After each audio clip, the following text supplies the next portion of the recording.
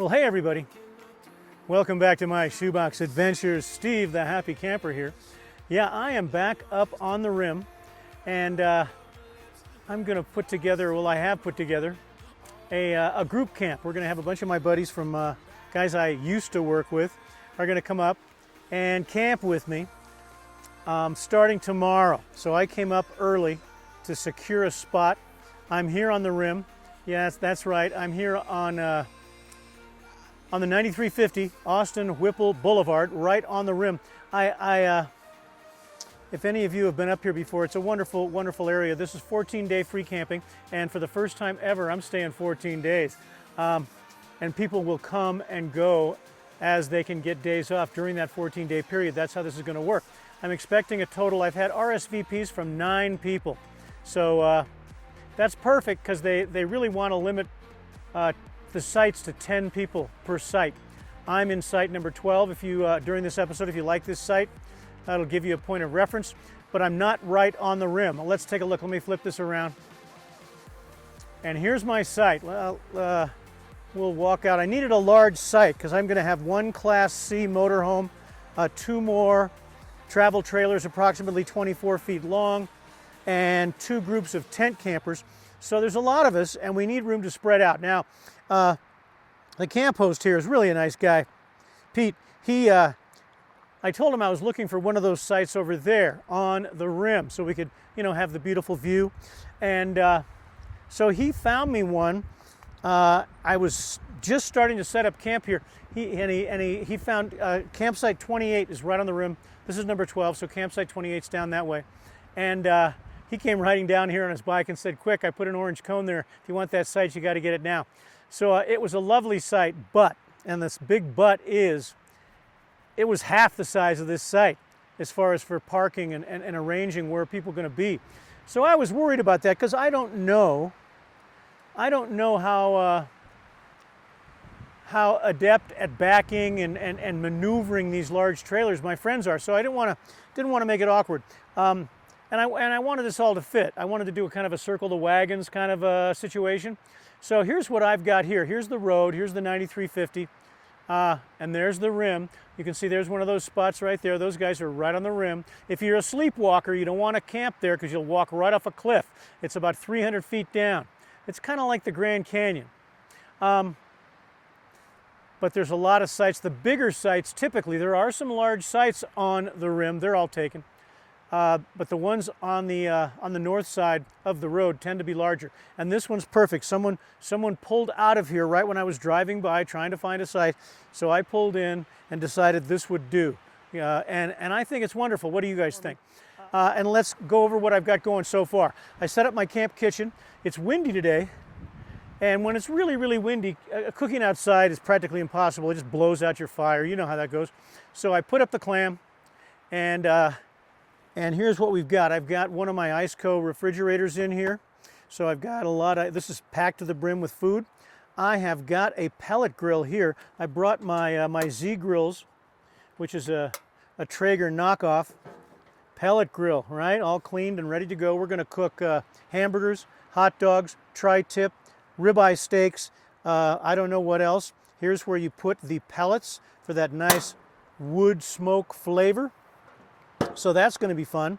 I've got that plugged into my Bluetti AC180. I've also got the, of course, refrigerator. The aforementioned refrigerator is also running off my Bluetti.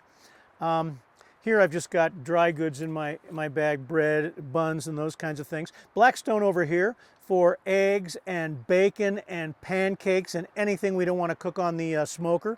I've got my Gas One single burner stove here if I need to break that out for something. This is just kitchen stuff. You can see I got pancake mix in here, extra propane, cups, tin foil, cutting boards, and I can't even remember all the wonderful things that are in there.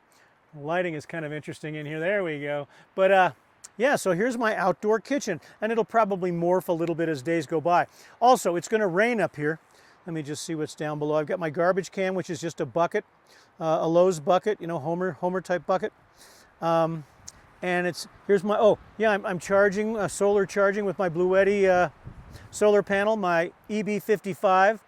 Got down to just about nothing, so now we're filling it back up. The camper, of course, is kind of in the shade and kind of in the sun, depending on the time of day. So right now I'm getting good sun, and I believe my batteries might be 100%, I'm hoping anyway. And then back here, you know, here I've got a garbage bag. I've got to get rid of that. I've got some other toys. I haven't cleaned up the site yet. Oh, the blue bag. You guys are probably wondering, what's with the IKEA bag, Steve? I walk into the forest with an IKEA bag and a little tiny electric chainsaw and gather wood. So that's what's left from yesterday's wood gathering. I brought my solo stove because I really like it. It contains the fire. It conserves wood. I'm not so worried about burning the forest down when all, you know, the fire is below the rim there. There's no smoke doesn't come out and get in my face like the solo stove. So I'm rocking the solo stove. Back here, there's my aforementioned, what have I got? Chainsaw, sorry. Senior moment. Water management here. I just topped off the tank in my camper with fresh water. And here's where I'll do the majority of my dishes so I don't splash soapy, greasy water all over the inside of my camper. I've got lighting here for if I'm doing it at night. I've got a little ladder if I want to get high. And more kitchen things are in that bucket if you're wondering what the secret of the bucket is. Now, I've also got my 30 amp plugged into the camper. It's been really warm during the day. Yesterday was over 90 in the camper. But I'm going, in case, I mentioned earlier 2 days of rain, right? It's going to rain for 2 days, so I'm not going to have any solar at all. I'm going to need to run a generator. So there we go. That's my savior there. When solar fails, when solar fails, which it inevitably does, you need that generator. And that's where we are right now. So I'm going to cook, I think I'm going to go for a hamburger. Doesn't that sound great? I'm going to cook a burger. All right. I thought you might want to come along with me, get you guys all hungry, and see how this works. I've got my pellet grill plugged into my Bluetti AC 180. And so all I do is just turn it on and nothing happens because first you have to turn the AC power on the Bluetti. So now I've got AC power, I believe, right? It says AC. Do I see AC? I see DC. Wow. This is a great demonstration. See how fabulous these are? Okay, hang on. There we go. It says AC. Very technical. All right. This is not a good video at all. It's too windy. Nothing's working. Error code. What the? It worked earlier. It worked when the camera wasn't rolling. Right. Murphy's Law. You know. If I ever meet Murphy, we're going to have a few words. We really are. All right, so off, error code. Probably blew this thing up.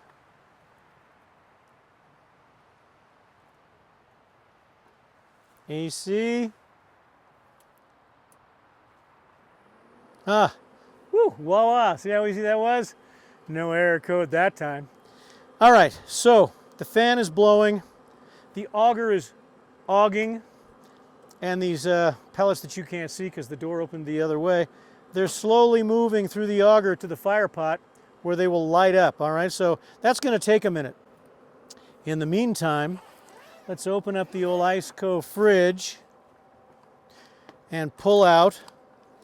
Don't those look delicious? Yeah, these are venison burgers, right? We'll get them going in just a minute. So we got to heat up the grill. The pellet grill. I leave the lid open while it's starting so it gets all the oxygen it can possibly get. And then I'll calm it down. Also, look at this fun stuff, you guys, while we're waiting. Kinder's barbecue sauce honey hot. I saw this and thought that'd be kind of fun. So I looked at the ingredients after I bought it. When it said honey hot, I thought, let's look.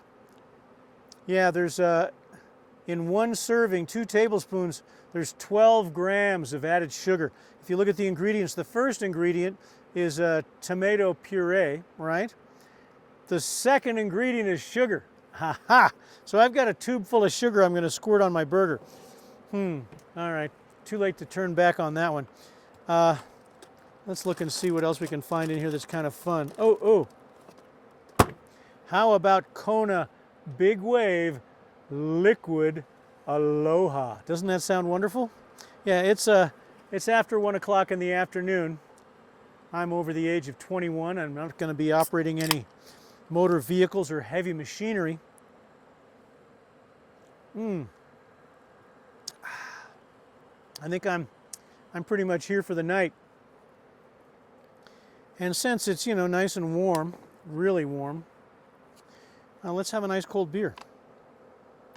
I should have put it in the Huggy before I opened it. Just a little important safety tip. You can tell I'm not that big a boozer. I don't even know how to do it right. All right. So you've seen me crack a beer. You've seen me fire up my my pellet grill. You've seen me dive into the refrigerator. And you've seen the flawless operation of the Bluetti AC 180. So I'm going to cut this for a second because this is going to take a minute to heat up. But I can smell the pellets burning. So we're going. We're going to close the lid now so the temperature gets up there. And once I'm up to temp, I'll be back. Testing. All right, everybody, I'm up to over 300 degrees on the smoker. I've got my venison burger ready to put on the smoke. So let's put that on the smoke. I've got a clean plate for later because this one won't be fit. But here we go. Listen to that, huh? Sounds like a jet engine. Woo! Oh. Nice. All right, a little sizzle, nothing too much. Now this dirty plate doesn't need to go to waste. We can put it underneath the clean plate for extra rigidity. It's going to be a cheeseburger. We're going to use a little Sargento mild cheddar cheese. 2 slices because that's how I roll. Now the tricky part about this is deciding how long you're going to cook it. A pellet grill, unless I cranked it up to, 400 degrees, it's a little slower. It's a slow cook, and you want it to be that way because you want some of that smoke flavor on the meat, right? In fact, I'm going to do a tri-tip later when the kids arrive and we have a full party going. Do a Santa Maria tri-tip on here. I'm going to put that tri-tip on probably at, I don't know, between 180 and 225, and let it sit on there for an hour and a half and get some smoke. All right, just looking at the camera here. Things are flashing at me. All right. This is going to take a bit. I'm thinking 15 minutes, flip 15 minutes, but I'm not positive. I'll have to eyeball it and see. Like obviously it looks like raw meat right now. All right. So I'm going to enjoy my adult beverage, Liquid Aloha. Liquid Aloha. All right. I'm going to enjoy this while this cooks, and then I'll bring you back and let you know how it went. But pellet grill is really fun. It's kind of bulky, but this is the smallest one I found. Traeger makes the exact same one. This is a knockoff. I bought the Traeger one for my son. He loved it so much that I found this Z-Grills one. Where did I find this? I'm always bargain hunting. I think it was Lowe's.com. But I looked at the specs, and I'd be willing to bet dollars to donuts. This comes out of the exact same factory as the Traeger, but it was $100 less because it doesn't say Traeger on it. Just throwing that out there, you guys. If you want to bring one of these along on your camping trips, it's actually, fairly portable. It's still heavy and bulky and takes up a big footprint, but as pellet grills go that you can take with you, I've also got a Green Mountain Grills, Davy Crockett. That's portable, but it's heavier and larger than this. And I've taken it camping before, but again, big footprint, a lot of real estate, heavy, awkward. It does a better job smoking. You can put more on it, like 2 racks of ribs. But I'll take this. This is fine. So I'm going to let you guys go for a minute while this gets all nice and smoky, and then we'll come back. All right? Don't go away. This will just take a second. Okay. Hey, kids, I'm back. Listen, I'm really bad at this. First of all, beer number 2. Cheers, everyone. I hope you're having a wonderful day. Now, I started working on my burger without turning the camera back on. My apologies. So as you can see, I flipped it. I got the cheese on there. I'm going to dial this back. So we're just getting mostly smoke. I don't need all that heat. Oh, I'm going to need a bun though, right? Let's do the bun. Luckily, bun's going to be easy. Nothing too fancy. I don't have condiments, I don't have lettuce, I don't have stuff. Can you guys see this? I'd put it on here, but hot. Too hot. Now I brought a bunch of buns because there's going to be a bunch of people These things are always kind of interesting because I don't know, oops, what they're going to bring for food. I don't know how, if we're going to have get-togethers. We're all flying by the seat of our pants. Last time I did this, though, there weren't as many people, keep in mind, but everybody brought enough food for everybody. So we all, there were steaks we never even cooked. Everybody took food home. So I'm not really worried about it. And again, barbecue sauce.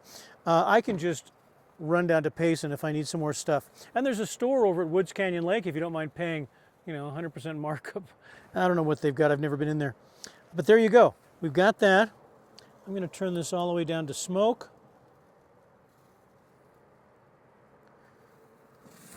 And we're going to just put that burger right there. Shrank nicely. The grease on this thing, I've got pads under the front. You want it tilted backwards, all right? It's very important. There's a bucket hanging on the back, which you probably can't see in the video, a little bucket. And then the grease, there's a grease tray here. You want that grease to run right down out and into the bucket. You don't want the grease hanging around in here. Last thing you want is a grease fire. All right, I'm going to turn this off. Let me take a bite first, just in case I screwed up and it's not cooked enough. Mm. Mm. Mm.